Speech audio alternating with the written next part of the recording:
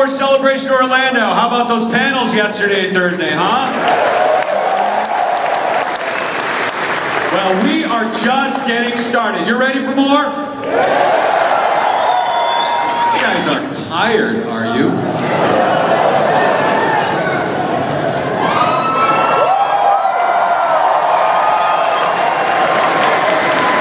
Will allow us to wake you up. Welcome to the Galaxy stage. We have a lot of fantastic panels here today. Later on today, just right here, we have the Disney parks and Star Wars giving us an update of everything going on with the Imagineers at 4:30. Any video game players out there? Star Wars Battlefront 2 from EA Star Wars right here this afternoon. Gonna want to check that out. But now, boy, I'm seeing a lot of couch space up here.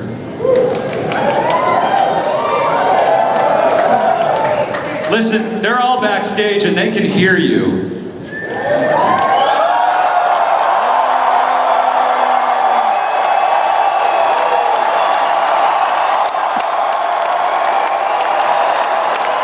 Please welcome Dave Filoni and the cast of Star Wars Rebels!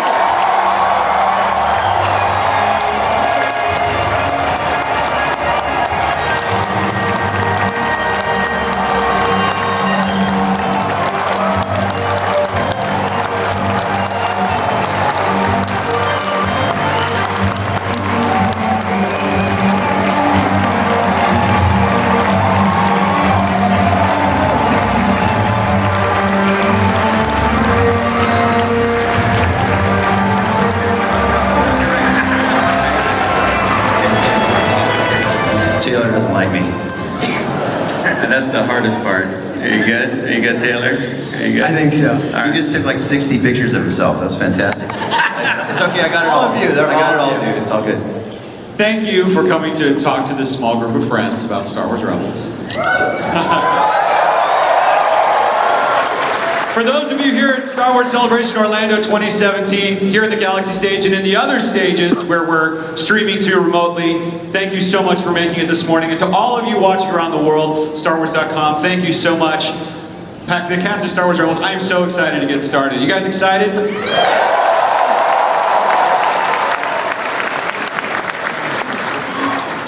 We all have a lot of questions about Season 4, but we have to start talking about Season 3. What an amazing season, Season 3 of Star Wars Rebels.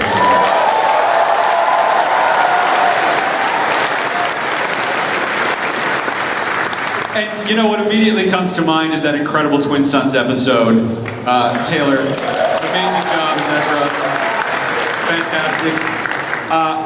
What was it like putting that episode together, recording that episode? Did you feel how epic it was going to ultimately be? Yeah. Yeah, I mean, that was a huge episode. There's a lot of explanation that went into it from Dave, but it was such a fun process to go through, and seeing the fans' reaction was the best part of all of it. Awesome. And of course, facing up against Darth Maul and getting to see Obi-Wan Kenobi and Tatooine, what an inspired choice. That was that something you had planned for a long time, or how did that come up?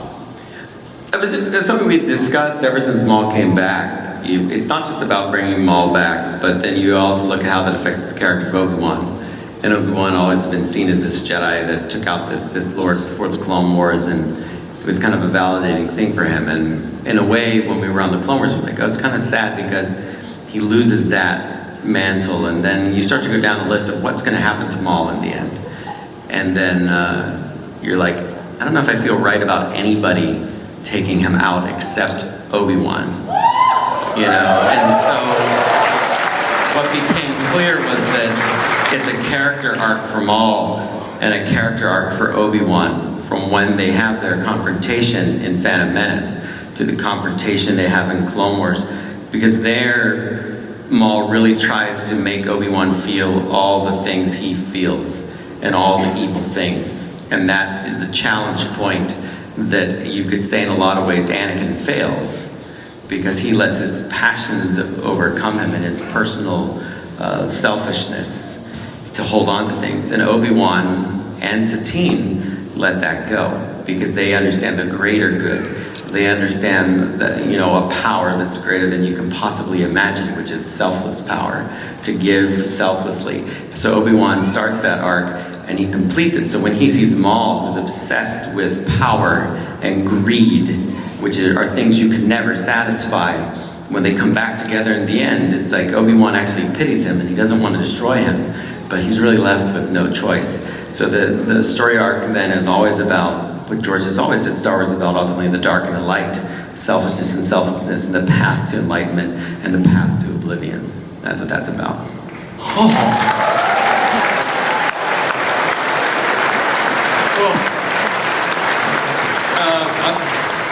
Okay, Dave, that was, wow. I wish I had some popcorn up here. I could just, all day, I did have a question. We have this image up on the screen here, and maybe you can or can't say, but there's a silhouette that kind of runs toward the homestead. Is that That's a house. middle age? See it? It's a little house. No, this is, one of the things I obsess with, and Joel Aaron too, is the colorscape of Star Wars. And on Tatooine at night, at that dusk setting, you always remember the sun's looking that way. There's a type of Kodak photography that's happening there that Joel is so good at replicating. So I wanted to end. Well, and the other thing too is if you watch that episode, you've never seen Star Wars before, you have no idea what they're talking about. Why is Obi-Wan there? I mean, everybody here knows Star Wars, of course, but I have to speak to the general audience as well. So if you're wondering when Maul's saying, who are you protecting? Right? Why are you here? And then when you see this image of this little boy running across on the horizon, you see that he looks like a guardian over him, you get the self-sacrifice that's happening here. So that little boy running, of course, is Luke Skywalker. And that's the time in the show. And of course, you hear Aunt Beru. And that Aunt Beru, I asked Matt Wood to go into the archives, and he found a take of Aunt Beru that she had done that we could use. So we threw that in there as a way. Again, anytime we do that, I see it as honoring the past and the actors and everybody that have done this before us, because that's the only reason we all get to be here anyway. So.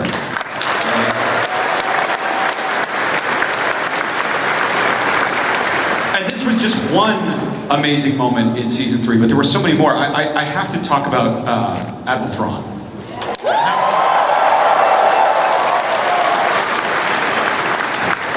Everyone's favorite Chiss. This guy was just amazing in season 3. And what was it like bringing him to the screen? Because I really felt like we really got to know Thrawn in a really true way in terms of how his mind works.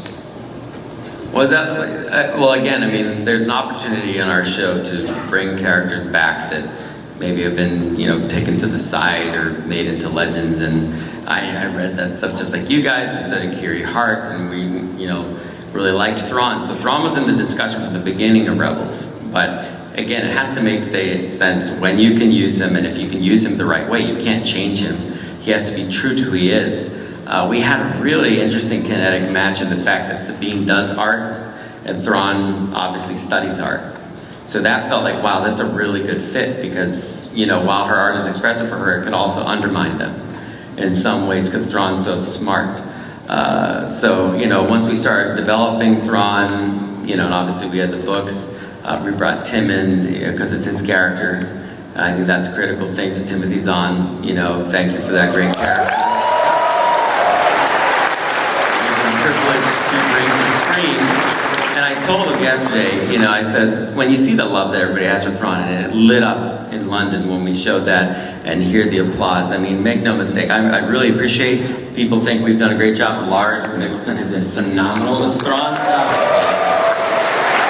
the hardest castings we've had to do, and Lars is brilliant at it, but it is all just reflective of the work that Tim did in the books, because that's where the love originates. So to make that clear, thank you. There were some other really fascinating parts to season 3, some amazing creations, and I wanted to talk to you and also to you, Freddie, about the Bendu that showed up, because, right?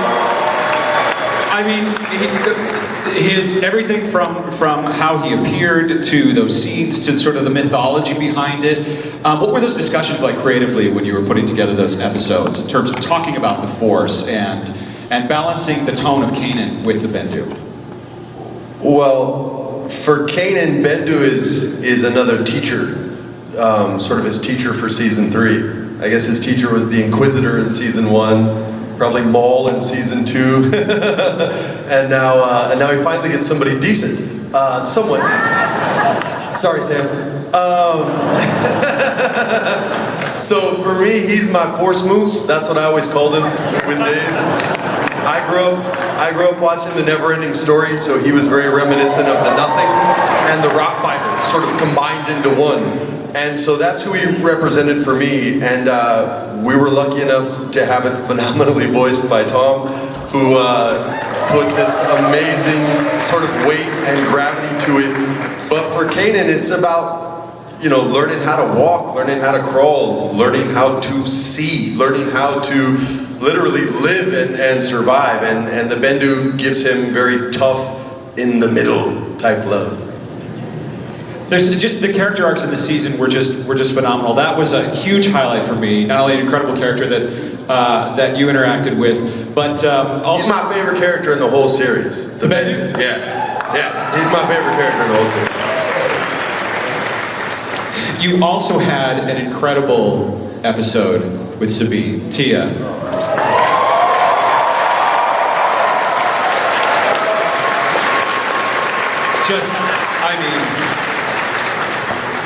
Sabine, you know, really just had an incredible arc in season 3.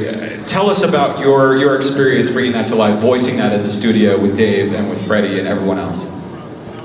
Gosh, I'm feeling like a little verklempt right now. So, sorry guys. Yeah, I didn't know I was gonna get to do that, and I feel like it was such a gift from this guy that to give me like the opportunity to have a moment like that and to explore my character in that way with that guy over there, and actually, you know how we've all talked about Dave doesn't give us much in advance. He gives us what we need, but never anything more. And this particular time, I think he knew that I would need to sort of mentally and emotionally prep for what was coming up. So he gave me a very generous heads up that we would have these. I would need to go to a place that I hadn't yet gotten to go with Sabine, and really actually never as a voice actor before. So yeah, it was sort of an interesting experience, but he also gave us the opportunity to, I mean, I love recording with these guys as a crew. It's the best part of this job. But for that particular, for Trials of the Darksaber, we actually had like sort of a separate recording session, which was just Freddie, myself, and Dave, and you know, the rest of the producers and sound engineers. And I think that really made it feel even more special because it was like this very kind of intimate recording session, and we were right there, and yeah, it was like one of my favorite things I've ever gotten to do as an actor. Surprise!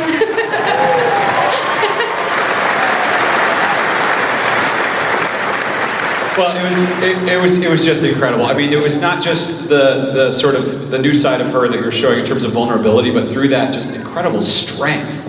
I mean, just such a strong character in overcoming her own fears, and it was just really beautiful. So thank you very much. Thank you. And I also just want to say that that particular episode, I thought just the animation was so beautiful, and the way it was staged was so beautiful, and the music was like blew my mind. So just as an audience member watching that episode, like taking myself out of the equation, I just thought that episode was. But when you started this, you never thought you'd get a lightsaber. No, I certainly didn't think I would get that lightsaber. That was pretty. I thought I was awesome when I got a jetpack. So when I got that's all you wanted, and I was like, oh, you're getting more than a jetpack. Yeah. He had this coy smile when I was like freaking out about the jetpack, and he was But like, I can't tell you about the lightsaber No, of course too, not. because then Taylor would be like, why is she like, I have a lightsaber, and it's like, I don't want to, it's like driving in a family car, and then Steve's like, I know you get a jetpack or a lightsaber. And I'm like, yeah, but you got callous, so, you know. Best baby. you got the bromance of all romances. What are we calling him now? Hot Callus. Steal that from me, babe. that a we thing? That's what you're calling it. I'm not ashamed of that. I am It's not. fine. I'm not judging. Very handsome man. Very handsome man. Oh, we'll get to that. Speaking of hot cows, no. I loved season 3. So congratulations on all of the incredible hard work to you and the crew at Lucasfilm Animation, everyone. It was just fantastic. Yeah, give them a round of applause. But the thing about season 3 is it makes me really excited for season 4.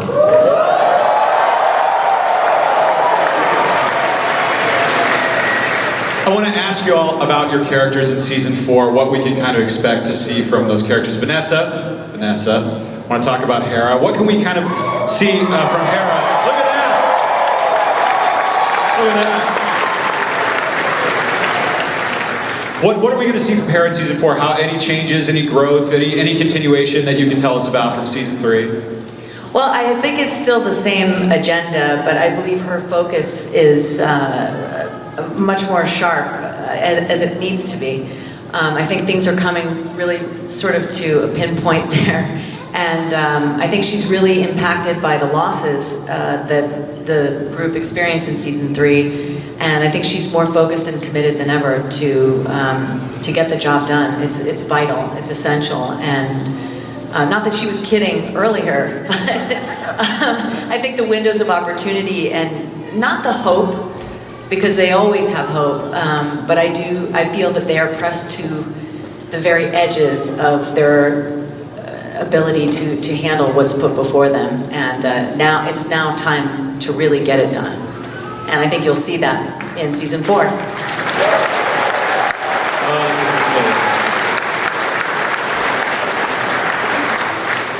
You know, Zeb. Let's talk about I'm Dallas. Steve. Yes. Left to guard the base. It's season 3. No, let's talk about Zeb and how he changed through season 3. Are we going to see more of that in season 4? I think so. He'll get about 20% better in not losing Chopper in bets. Not because he likes Chopper anymore, he's just getting better at, the betting thing. Hopefully, he'll head to Lyrasan and start a family with Callus. That'll be canon.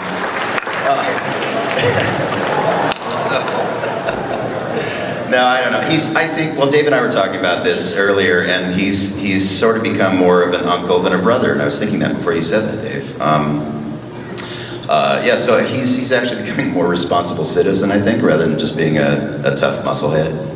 So I think we'll be looking forward to him making maybe smarter remarks and better choices. We'll see.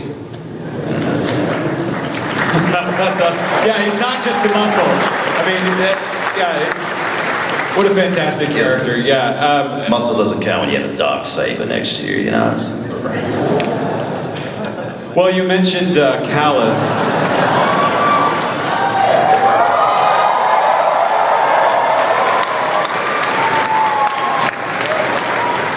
It's amazing what a strand of hair can do. I gotta say, had I known, it doesn't work. You mentioned him and the parade starts just like in my mind. Here they are. Wow. Oh, looks like we have a procession. Wow. Mom is checking up on you. Hey guys. Yeah. Hey guys, how you doing? Hi, everyone. I see that, yeah. Callus there, that one piece of hair costs a lot of money to animate, so I don't know if we'll be seeing more. Thank you. Stay tuned on the side. I'll come back to you later. I love it. I love it all. Look at that. That's the tallest Gregor I've ever seen. Did you say hi to your mom there? Did you say hi to her there? Yeah. Now that you made up. Before that would have gone terribly. That would have not gone that well. But yeah, this is a phenomenon that I'm not unfamiliar with. The displacing any of Callus's imperial hair instantly symbolizes his freedom. I don't know. I mean, it was just. It's like. The crew also of Star Wars Rebels, the animation team, the story team, we're first obsessed with this situation with Callus, that just moving that hair, and they are whispering, and I'm like, oh, you guys are crazy. But then the minute this shot airs in the episode, it's like a Twitter thing, and like Tracy Kenobi said, like, this is all over the place. Hashtag Hot Callus. I'm like, what are you talking about? Like, is that the crew?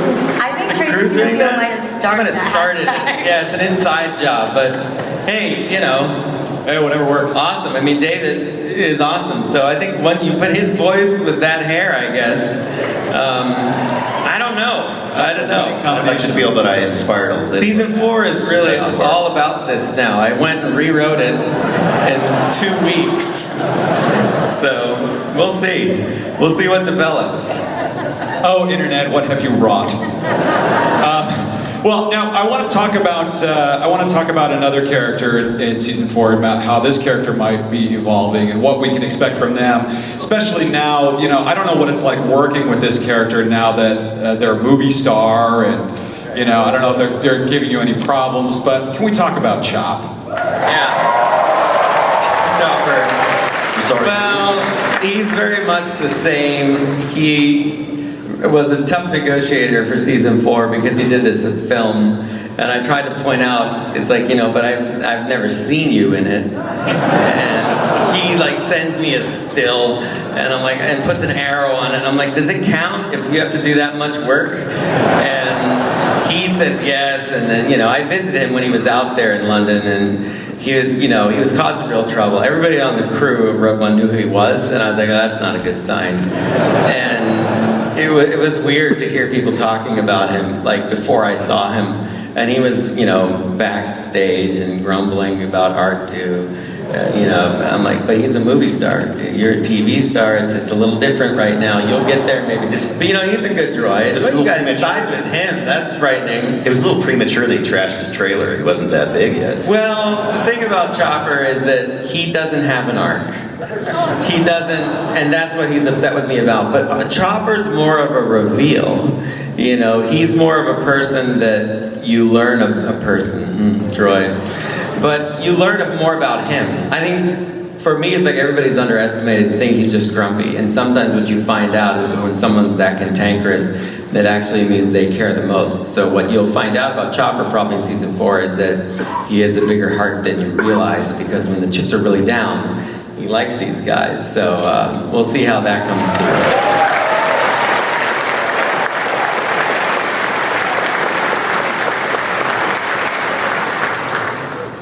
Chopper. I have